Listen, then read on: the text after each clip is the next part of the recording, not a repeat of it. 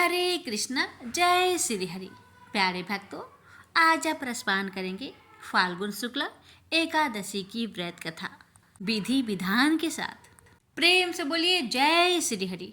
हे विष्णु भगवान, हे लक्ष्मी नारायण भगवान जी, आपकी इस पावन कथा को कहने वाले और श्रद्धा और प्रसन्न मन से सुनने वाले भक्तों की हर मनोकामना को पूर्ण करें। धर्मों की ज्ञाता, वेद और शास्त्रों के अर्थ ज्ञान में पारंगत, सबके हृदय में रमन करने वाले, श्री विष्णु को तत्व को जानने वाले तथा भगवत परायण प्रहलाद जी जब सुखपूर्वक बैठे हुए थे, उस समय उनके समीप स्वधर्म का पालन करने वाले महर्षि कुछ पूछने के लिए आए। महर्षि ने कहा, प्रहलाद जी, आप कोई ऐसा साधन बताए जिससे ज्ञान, ध्यान और इंद्रिय निग्रह के बिना ही अनायास भगवान विष्णु का परम पद प्राप्त हो जाता है।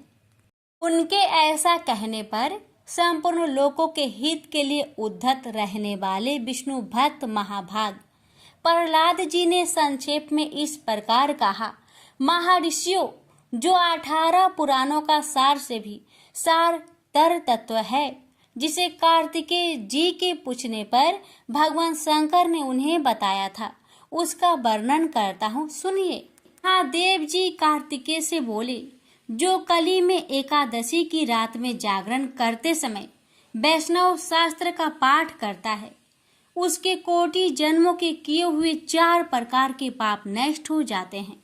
जो एकादशी के दिन वैष्णव शास्त्र का उपदेश करता है, उसे मेरा भक्त जानना चाहिए। जिसे एकादशी के जागरण में निद्रा नहीं आती तथा जो उत्साह पूर्वक नाचता और गाता है, वह मेरा विशेष भक्त है। मैं उसे उत्तम ज्ञान देता हूँ और भगवान विष्णु मोक्ष प्रदान करते हैं। अतः मेरे भक्त को विशेष रूप से जागरण करना चाहिए। जो भगवान विष्णु से बैर करते हैं, उन्हें पाखंडी जानना चाहिए। जो एकादशी को जागरण करते और गाते हैं, उन्हें आधे निमेष में अग्निष्टोम तथा अति रात्रि यज्ञ के समान फल प्राप्त होता है।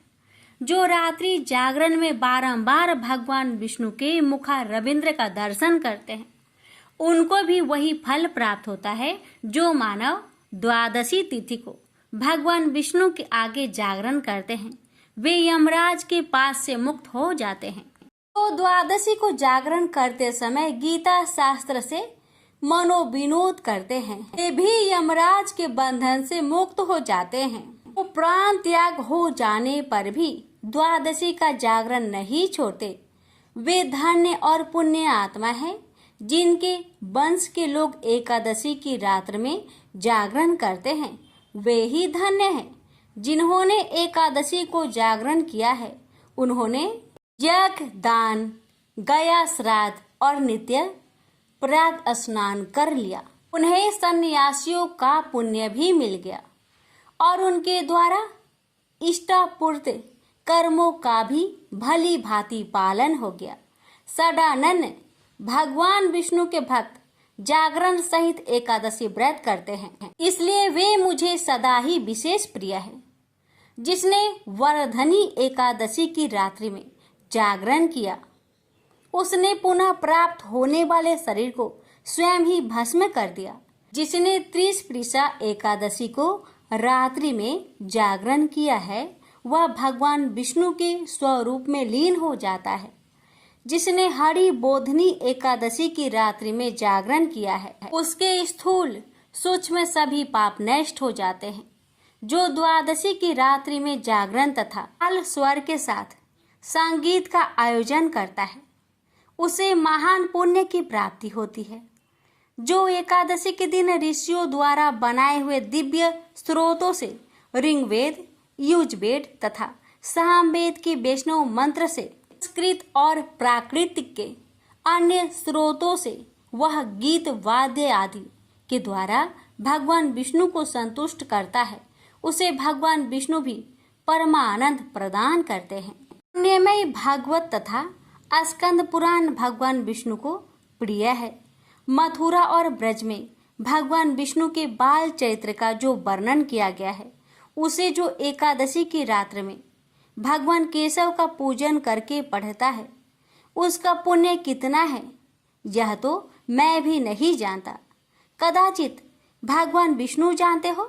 बेटा, भगवान के समीप गीत, नृत्य तथा स्रोत पाठ आदि से जो फल होता है, वही कली में श्री हरि के समीप जागरण करते समय विष्णु सहस्त्रनाम, गीता तथा श्रीमद् भागवत का पाठ करने से सहस्त्र गुना होकर मिलता है।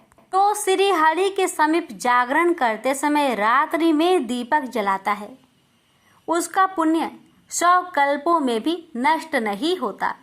जो जागरण काल में मंजरी सहित तुलसी दल से भक्ति पूर्वक श्री हरि का पूजन करता है, उसका पुनः इस संसार में जन्म नहीं होता। स्नान, चंदन, लेप, धूप, दीप, नैवेद्य और तांबुल, यह सब जागरण काल में भगवान को समर्पित किया जाए तो उससे अच्छा पुण्य होता है। कार्तिकेय, जो भक्त मेरा ध्यान करना चाहता है वह एकादशी की रात्रि में श्री हरि के समीप भक्ति पूर्वक जागरण करे। एकादशी के दिन जो लोग जागरण करते हैं उनके शरीर में इंद्र आदि देवता आकर स्थित हो जाते हैं। जो जागरण काल में महाभारत का पाठ करते हैं वे उस परम धाम में जाते हैं जहाँ सन्यासी महात्मा जाया करते हैं। जो उस समय श्री रामचंद्र जी का चरित्र 10 कंठ वध पढ़ते हैं वे योग बेताओं की गति को प्राप्त होते हैं। उन्होंने श्री हरि के समीप जागरण किया है। उन्होंने चारों वेदों का स्वाध्याय, देवताओं का पूजन, यज्ञों का अनुष्ठान तथा सब तीर्थों में स्नान कर लिया। श्री कृष्ण से बढ़कर कोई देवता नहीं है और एकादशी व्रत के समान दूसरा कोई व्रत नहीं है। जहाँ भगवत शास्त्र है, भगवान विष्णु के लिए जहाँ जागरण किया जाता है और जहाँ सालग्राम शिला स्थित होती है वहाँ साक्षात भगवान विष्णु उपस्थित होते हैं।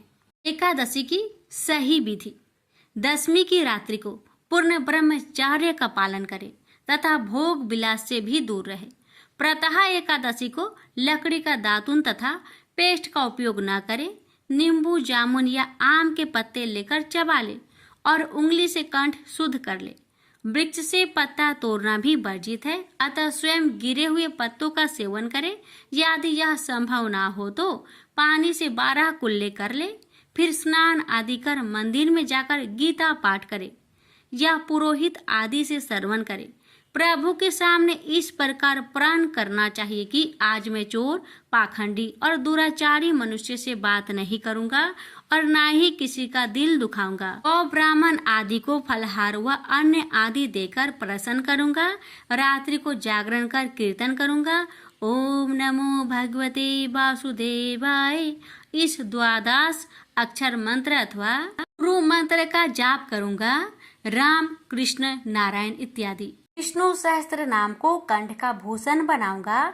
ऐसी प्रतिज्ञा करके श्री विष्णु भगवान का स्मरण कर प्रार्थना करे कि हे त्रिलोकपति, मेरी लाज आपके हाथ है, अतः मुझे इस प्रण को पूरा करने की शक्ति प्रदान करे। मौन जप, शास्त्र पठन, कीर्तन, रात्रि जागरण एकादशी व्रत में विशेष लाभ पहुंचाते हैं। एकादशी के दिन अशुद्ध द्रव से बने पिए ना पिए। कोल्ड ड्रिंक्स, एसिड आदि डाले हुए फलों के डिब्बा बंद रस को ना पिए। 2 बार भोजन ना करें। आइसक्रीम व तली हुई चीजें ना खाएं। फल अथवा घर से निकाला हुआ फल का रस अथवा थोड़े दूध या जल पर रहना विशेष लाभदायक है। व्रत के दशमी, एकादशी और द्वादशी इन 3 दिनों में कासे के बर्तन, मांस, प्याज, लहसुन, मसूर, उड़द, चने, कोदो, एक प्रकार का धान, शाक, शहद, तेल, अत्यंबु पान, अधिक जल का सेवन, इनका सेवन ना करें। व्रत के पहले दिन दशमी को और दूसरे दिन द्वादशी को हविष्यान्न, जौ, गेहूं, मूंग, सेंधा नमक, काली मिर्च, शकरा और गोघृत आदि का एक बार भोजन करें। फलाहारी को गोभी, गाजर, सलगम, पालक, कुल्फा का साग इत्यादि सेवन नहीं करना चाहिए। आम, अंगूर, केला, बादाम, पिस्ता इत्यादि अमृत फलों का सेवन करना चाहिए। जुआ, निंद्रा, पान, पराई निंदा, चुगली, चोरी, हिंसा, मैथुन, क्रोध तथा झूठ, कपट आदि अन्य कुकर्मों से नितांत दूर रहना चाहिए। बैल की पीठ पर सवारी ना करे। भूलवश किसी निंदक से बात हो जाए तो इस दोष को दूर करने के लिए भगवान सूर्य के दर्शन तथा धूप दीप से श्री हरि की पूजा कर क्षमा मांग लेनी चाहिए। एकादशी के दिन घर में झाड़ू नहीं लगाए, इससे चींटी आदि सूक्ष्म जीवों की मृत्यु का भय रहता है। इस दिन बाल नहीं कटाए, मधुर बोले, अधिक ना बोले। अधिक बोलने से ना बोलने योग्य वचन भी निकल जाते हैं। सत्य भाषण करना चाहिए। इस दिन यथाशक्ति अन्न दान करे, किंतु स्वयं किसी का दिया हुआ अन्न कदापि ग्रहण ना करे। प्रत्येक वस्तु प्रभु को भोग लगाकर तथा तुलसी दल छोड़कर ग्रहण करनी चाहिए। एकादशी के दिन किसी संबंधी की मृत्यु हो जाए तो उस दिन व्रत रखकर उसका फल संकल्प करके मृतक को दे देना चाहिए। और श्री गंगा जी में पुष्प अस्थि प्रवाहित करने पर भी एकादशी का व्रत रखकर व्रत का फल प्राणी के निमित्त दे देना चाहिए। प्राणी मात्र को अंतर्यामी का अवतार समझकर किसी से छल कपट नहीं करना चाहिए। अपना अपमान करने या कटु वचन बोलने वाले पर कर भी क्रोध नहीं करे। संतोष का फल सर्वदा मधुर होता है। मन में दया रखनी चाहिए। इस विधि से व्रत करने वाला उत्तम फल को प्राप्त करता है। द्वादशी के दिन ब्राह्मणों को मिष्टान, दक्षिणा आदि से प्रसन्न कर उनकी परिक्रमा कर लेनी चाहिए। अरे भक्तों, आप जानते हैं एकादशी व्रत की खोलने की विधि। द्वादशी को सेवा पूजा की जगह पर बैठकर भुने हुए 7 चनों के 14 टुकड़े करके अपने सिर के पीछे फेंकना चाहिए। मेरे 7 जन्मों के शारीरिक, बाजिक और मानसिक पाप नष्ट हुए, यह भावना करके 7 अंजलि जल पीना और चने के 7 दाने खाकर व्रत को खोलना चाहिए। फाल्गुन शुक्ल आमल की एकादशी की व्रत कथा। होलिका दहन के 4 दिन पूर्व फाल्गुन के शुक्ला पक्ष की एकादशी का नाम आमल की एकादशी है। इन दिनों आंवले के वृक्ष में भगवान का निवास रहता है, इसलिए आंवले के वृक्ष के नीचे बैठकर भगवान की पूजा करने और आंवला खाने तथा दान करने का विशिष्ट महत्व है। महर्षि वशिष्ठ जी और महाराज मान्यधाता के मध्य संवाद के रूप में है इस एकादशी की कथा। मान्यधाता जी बोले कि वशिष्ठ जी, यदि आप मुझ पर प्रसन्न हैं तो व्रत की कथा कहो जिनसे मेरा कल्याण हो। महर्षि वशिष्ठ जी बोले कि हे राजन, सब व्रतों से उत्तम और अंत में मोक्ष देने वाला आमल की एकादशी का वर्णन करता हूँ। यह फाल्गुन माह शुक्ल पक्ष में होता है। इस व्रत के फल के समस्त पाप नष्ट हो जाते हैं। इस व्रत के फल से समस्त पाप नष्ट हो जाते हैं। इस व्रत का पुण्य 1000 गौ दान के फल के बराबर है। मैं आपसे एक पौराणिक कथा कहता हूँ, ध्यान पूर्वक सुनो। वैदिक नामक नगर था। उस नगर में ब्राह्मण, वैश्य, क्षत्रिय, शूद्र चारों वर्ण आनंद पूर्वक रहते थे। नगर में सदैव वेद ध्वनि गूंजा करती थी। उस जगह पापी, दुराचारी, नास्तिक आदि कोई न था। उस नगर में चैत्रथ नामक चंद्रवंशी राजा राज्य करता था। वह महान विद्वान तथा धार्मिक था। उस राज्य में कोई भी दरिद्र तथा कंजूस नहीं था। उस राज्य के सब निवासी विष्णु भगवान के भक्त थे। वहां के निवासी वृद्ध से बालक तक प्रत्येक एकादशी का व्रत करते थे। एक समय फाल्गुन मास के शुक्ला पक्ष की आमल नामक एकादशी आई। उस दिन राजा ने प्रजा तक, वृद्ध से बालक तक सबने हर्ष सहित उस एकादशी का व्रत किया। राजा अपनी प्रजा के साथ मंदिर में आकर कुंभ स्थापित करके तथा धूप, नैवेद्य, पंचरत्न, छत्र आदि से धात्री का पूजन करने लगे। वे सब धात्री की इस प्रकार स्तुति करने लगे कि हे धात्री, तुम ब्रह्मा स्वरूप हो, तुम ब्रह्मा जी के द्वारा उत्पन्न हो और समस्त पापों को नष्ट करने वाली हो। तुमको नमस्कार है। अब तुम मेरा अर्घ्य स्वीकार करो। तुम श्री रामचंद्र जी के द्वारा सम्मानित हो। मैं आपकी प्रार्थना करता हूँ, मेरे समस्त पाप का हरण करो। उस देवालय में रात्रि को सबने जागरण किया। रात्रि के समय उस जगह एक बहेलिया आया। वह महापापी तथा दुराचारी था। अपने कुटुंब का पालन वह जीव हिंसा करके करता था। वह भूख प्यास से अत्यंत व्याकुल था। कुछ भोजन की इच्छा से मंदिर के कोने में बैठ गया। उस जगह विष्णु भगवान की कथा तथा एकादशी महात्म्य सुनने लगा। इस प्रकार उस बहेलिया ने समस्त रात्रि को अन्य लोगों के साथ जागरण कर व्यतीत की। प्रातः काल होते ही सभी लोग अपने अपने घर गए। इस प्रकार वह बहेलिया भी अपने घर को चला और भोजन किया। इस प्रकार बहेलिया ने भी अपने घर को गया और भोजन किया। कुछ समय बीतने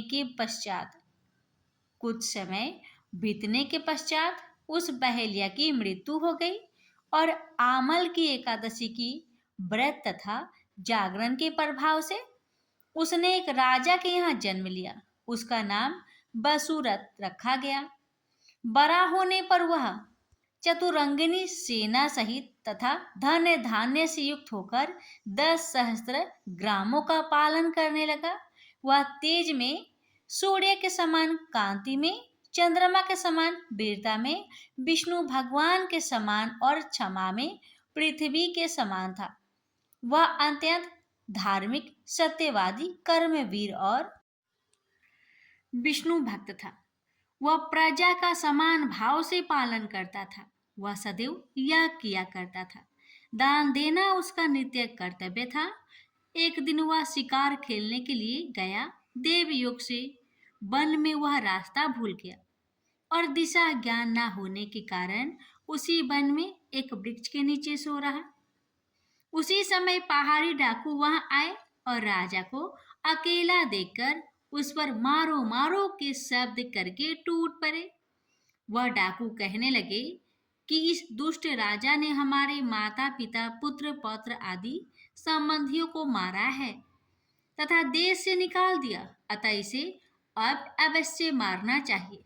ऐसा कहकर वह डाकू राजा को मारने लगे और उस पर अस्त्र शस्त्र का प्रहार करने लगे। उनके अस्त्र शस्त्र राजा के शरीर पर गिरते ही नष्ट हो जाते और राजा को पुष्प के समान प्रतीत होते थे। उन डाकुओं के अस्त्र शस्त्र उन पर उल्टा प्रहार करने लगे, जिससे वे मूर्छित हो गए। उस समय राजा के शरीर से एक दिव्य देवी प्रकट हुई। वह देवी अत्यंत सुंदर थी तथा सुंदर वस्त्रों तथा आभूषणों से अलंकृत थी। उसकी भ्रुकुटी टेढ़ी थी। उसकी आंखों से लाल लाल अग्नि निकल रही थी। वह उस समय दूसरे काल के समान प्रतीत होती थी। वह उन डाकुओं को मारने दौड़ी और समस्त डाकुओं को काल के गाल में पहुंचा दिया। जब राजा जागा तब इन डाकुओं को मरा हुआ देखकर सोचने लगा कि शत्रुओं को किसने मारा है, मेरा इस वन में कौन हितैषी रहता है। जब वह राजा ऐसा विचार कर रहा था तब ही आकाशवाणी हुई, हे राजन, इस संसार में विष्णु भगवान के अतिरिक्त तेरी कौन रक्षा कर सकता है। इस आकाशवाणी को सुनकर राजा अपने नगर को वापस आ गया और सुखपूर्वक राज्य करने लगा। महर्षि वशिष्ठ बोले, हे राजन, यह सब आमल की एकादशी के व्रत के प्रभाव था। जो मनुष्य एक आमल को एकादशी का व्रत करता है वे प्रत्येक कार्य में सफल होता है और अंत में विष्णु लोक को जाता है। प्रेम से बोलिए जय श्री हरि। एकादशी माता की कथा। एक बार एक राज्य में एक राजा रहा करता था। राजा बहुत ही बुद्धिमान और बलशाली था। राजा सदैव अपनी प्रजा का बहुत अच्छे से ध्यान रखता था। प्रजा भी अपने राजा को बहुत पसंद करते थे। राजा की 2 बेटियां थीं। राजा अपनी दोनों बेटियों से बहुत प्रेम करता था। राजा की छोटी बेटी देखने में बहुत सुंदर और आकर्षण थी और राजा की बड़ी छोटी बेटी के मुकाबले थोड़ा कम सुंदर थी। राजा की छोटी बेटी 11 माता की पूजा किया करती थी और सभी लोग राजा की छोटी बेटी से बहुत प्रेम करते थे और बहुत प्रशंसा किया करते थे। राजा भी अपनी छोटी बेटी को बड़ी बेटी से अधिक प्रेम करता था, जिस कारण राजा की बड़ी बेटी को अपनी छोटी बहन से बहुत नफरत होने लगी थी। राजा की दोनों बेटियां जब बड़ी हो गई तब एक पड़ोस राज्य में रहने वाला राजकुमार राजा की बड़ी बेटी के लिए रिश्ता लेकर आया। लेकिन जैसे ही उस राजकुमार की नज़र राजा की छोटी बेटी पर पड़ी तो वह राजकुमार राजा की छोटी बेटी पर आकर्षक हो गया और उससे पहली नज़र में ही प्रेम कर बैठा। उस राजकुमार ने राजा की बड़ी बेटी के साथ विवाह करने से मना कर दिया और उसने राजा से कहा कि मैं आपकी छोटी बेटी से विवाह करना चाहता हूँ। जिसके बाद राजा की बड़ी बेटी यह देखकर अपनी छोटी बहन से बहुत क्रोधित हो गई और राजा की बड़ी बेटी ने अपनी छोटी बहन को अपना सबसे बड़ा दुश्मन मान लिया। राजा की बड़ी बेटी ने अपनी छोटी बहन से बदला लेने का निर्णय लिया, जिसके लिए उसने अपनी छोटी बहन को जान से मारने का प्लान बनाया। राजा की बड़ी बेटी ने अपनी छोटी बहन को मारने के लिए सबसे पहले एक लड्डू में जहर मिलाकर अपनी छोटी बहन को दे दिया और उसको लड्डू खाने के लिए कहा। लेकिन लड्डू खाने के बाद भी छोटी बहन को कुछ नहीं हुआ। बड़ी बहन यह देखकर बहुत आश्चर्यचकित हो गई, लेकिन बड़ी बहन ने हार नहीं मानी और उसने जब रात में छोटी बहन अपने कमरे में सो रही थी तब एक मटके में सांप रखकर उस कमरे में छोड़ दिया।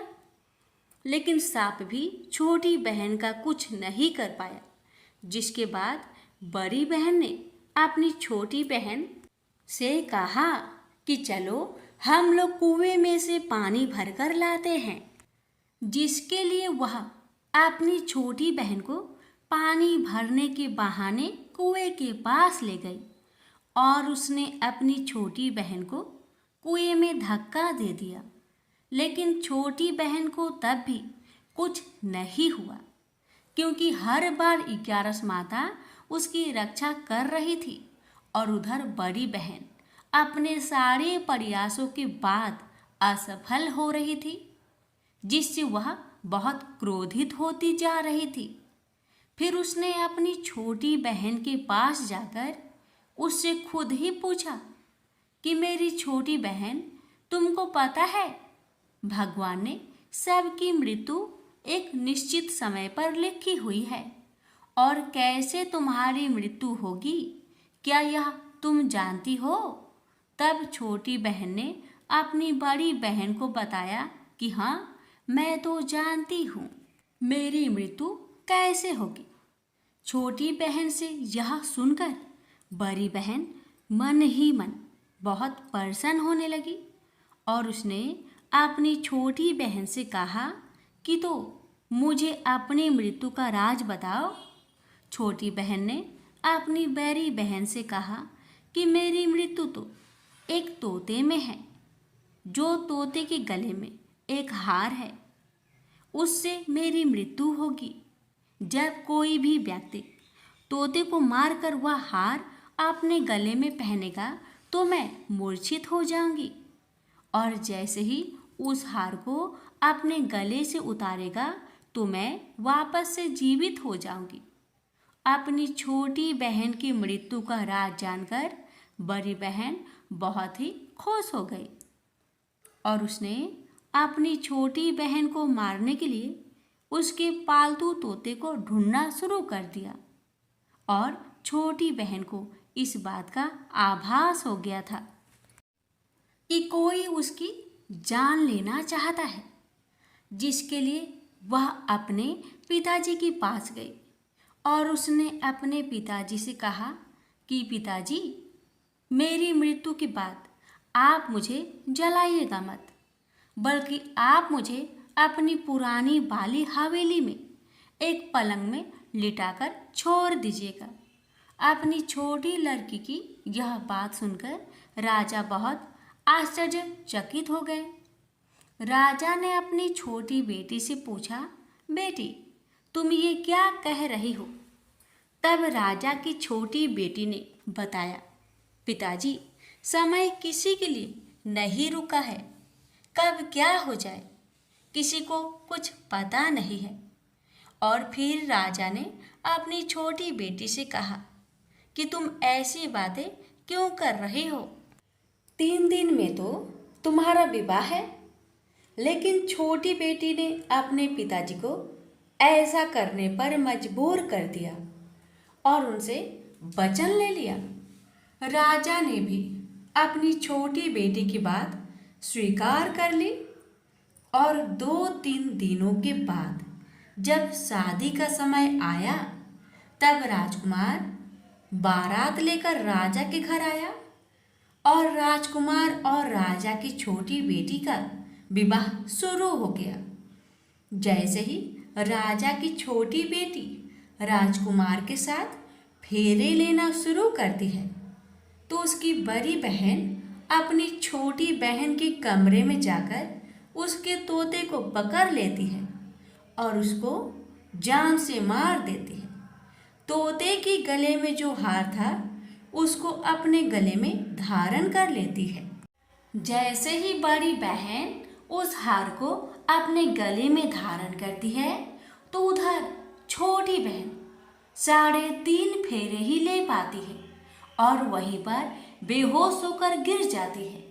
जिसके बाद राजा ने बड़े बड़े दर्द हकीमों को बुलाया और अपनी छोटी बेटी का इलाज करने के लिए कहा। राजा की बात सुनकर वैद्य ने छोटी बेटी को जब चेक किया तो राजा को बताया कि आपकी छोटी बेटी ना तो जीवित है और ना ही मरी हुई है। यह मैं ऐसा पहली बार देख रहा हूँ।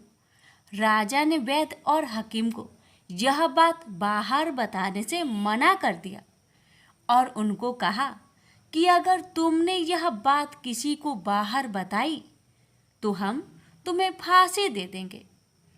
राजा ने अपनी छोटी बेटी को पुराने महल में ले जाकर एक पलंग में लिटा दिया और वहां पर कुछ सैनिक को तैनात कर दिया। वापस अपने महल पर आ गया। राजा की बड़ी बेटी अपने पिताजी के पास आई और कहने लगी कि पिताजी, अगर यह शादी संपन्न नहीं हुई तो आपकी इज्जत का क्या होगा? आप कहे तो आपकी इज्जत बचाने के लिए राजकुमार से शादी करने के लिए तैयार हूँ। जिसके बाद राजा ने अपनी बड़ी बेटी की बात मान ली और राजा ने बड़ी बेटी को छोटी बेटी की कपड़े पहनाकर मंडप पर भेज दिया। लेकिन राजकुमार यह जान गया कि यह राजा की छोटी बेटी नहीं बल्कि यह राजा की बड़ी बेटी है। लेकिन जब राजकुमार ने शादी करने से मना किया तो सभी लोगों ने राजकुमार को विवश करके राजा की बड़ी बेटी से बचे हुए फेरे को संपन्न करा दिया और विवाह करवा दिया। जिसके बाद राजकुमार राजा की बड़ी बेटी को अपने महल ले गया। राजकुमार राजा की बड़ी बेटी से ना तो बात करता था, न ही उसको पसंद करता था और ना ही उसके आसपास भटकता था। और राजकुमार ने यह फैसला लिया था कि वह अपनी प्रेमिका को ढूंढ कर रहेगा और यह जानकर रहेगा कि उसके साथ हुआ क्या है। एक दिन राजकुमार अपने घोड़े पर सवार होकर राजा के पुराने महल के पास पहुंच गया, जहां पर उसने कुछ सैनिकों को देखा। महल के पास पहुंचकर राजकुमार ने जब महल को ध्यान से देखा तो वह समझ गया कि यह तो हमारे ससुर जी का महल है। तब राजकुमार ने सैनिकों से पूछा, तुम लोग यहाँ क्या कर रहे हो? और इस महल के अंदर उस पलंग में कौन लेटा है। जिसके बाद सैनिकों ने बताया कि जहाँ पर राजा की छोटी बेटी लेटी है। यह सुनकर राजकुमार बहुत प्रसन्न हो गया और वह तुरंत अपनी प्रेमिका के पास पहुंच गया और उसकी सेवा करने लगा। जैसे ही रात हुई तो राजा की छोटी बेटी उठकर खड़ी हो गई। राजकुमार यह देखकर बहुत खुश हो गया और उसने अपनी प्रेमिका से पूछा कि तुम यहाँ क्या कर रही हो? तुम मेरे साथ मेरे घर चलो। राजा की छोटी बेटी ने राजकुमार को सारी बातें बता दी कि मेरी जान एक तोते में बसी थी और मैंने यह बात सिर्फ अपनी बड़ी बहन को बताया था और मुझे पता है कि उसने ही मुझे मारने का प्रयास की है। उसके पास एक हार है जिसको वह सुबह पहन लेती है और रात को उतार देती है। जब तक वह हार को पहने रहती है तब तक मैं मूर्छित रहती हूँ और जैसे ही वह हार को उतार देती है तो मैं जीवित हो जाती हूँ और जब तक मेरी बड़ी बहन के पास वह हार है तब तक मैं ऐसे ही जीवित और मूर्छित होती रहूँगी। अगर मेरी बड़ी बहन के पास जो हार है वह मेरे हाथ में लग जाए तो मैं हमेशा के लिए जीवित हो जाऊंगी।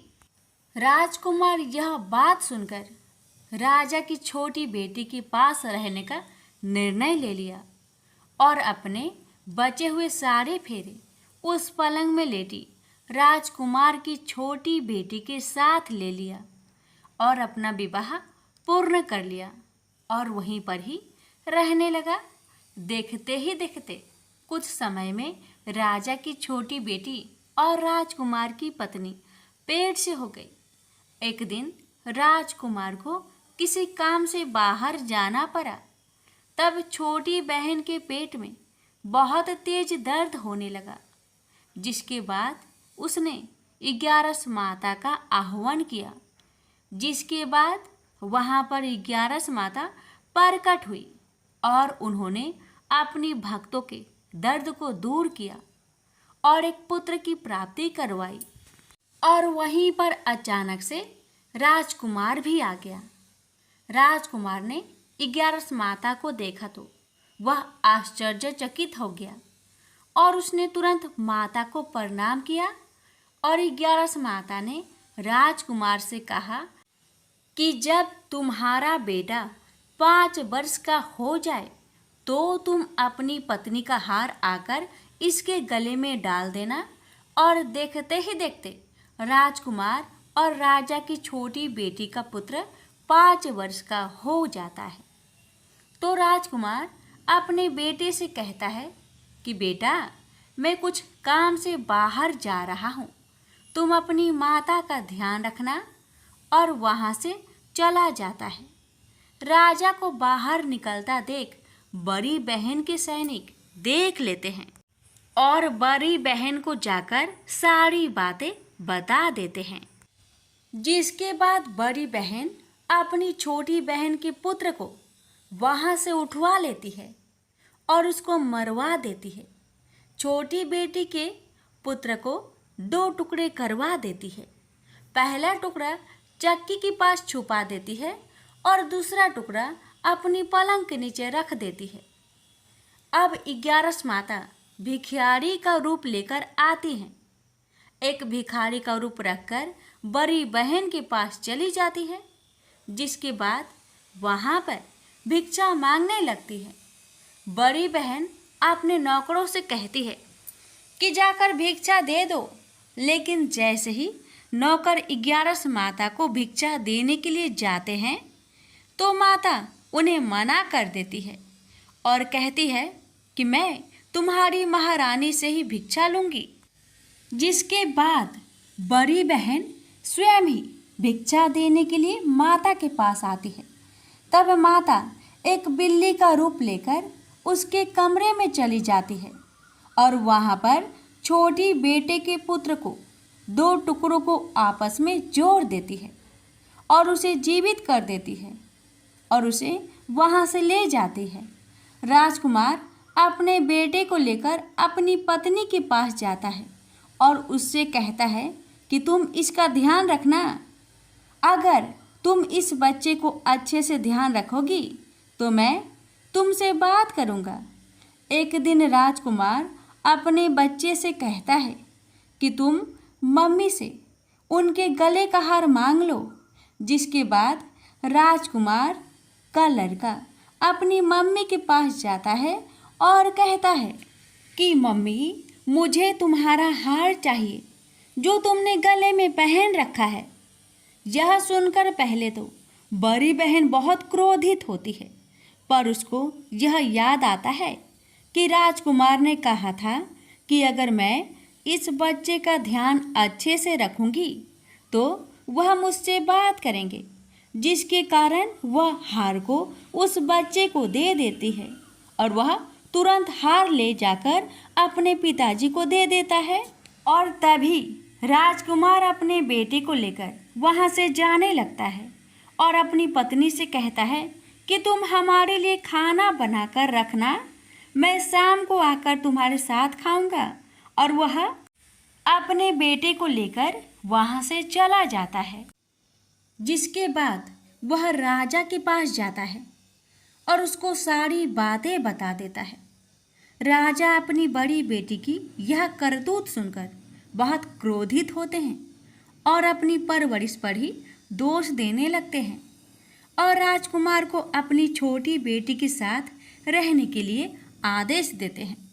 11 माता ने जैसी कृपा छोटी बेटी पर की, वैसी ही कृपा अपने सभी भक्तों पर करना, हर कष्टों को दूर करना। प्रेम से बोलिए एकादशी माता की जय। इस कथा को हर एकादशी व्रत कथा के साथ जरूर सुनना चाहिए।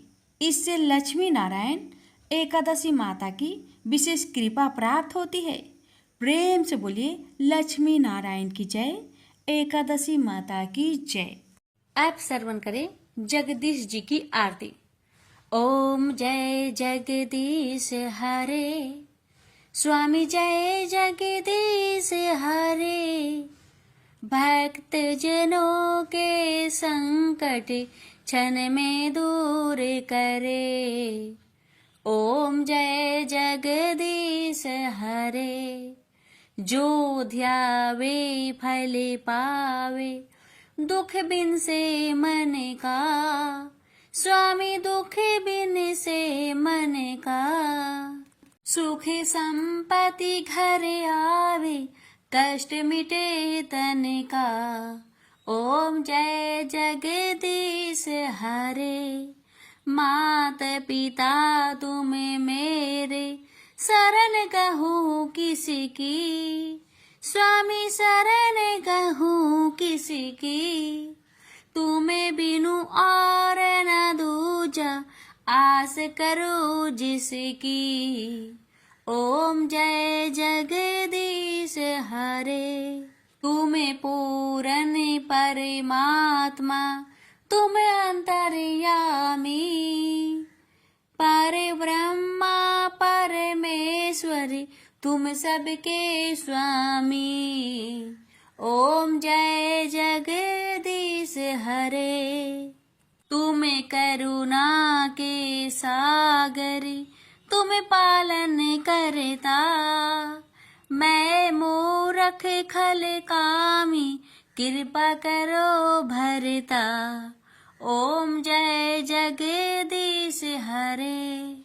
तुम हो एक अगोचरी, सबके प्राणपति।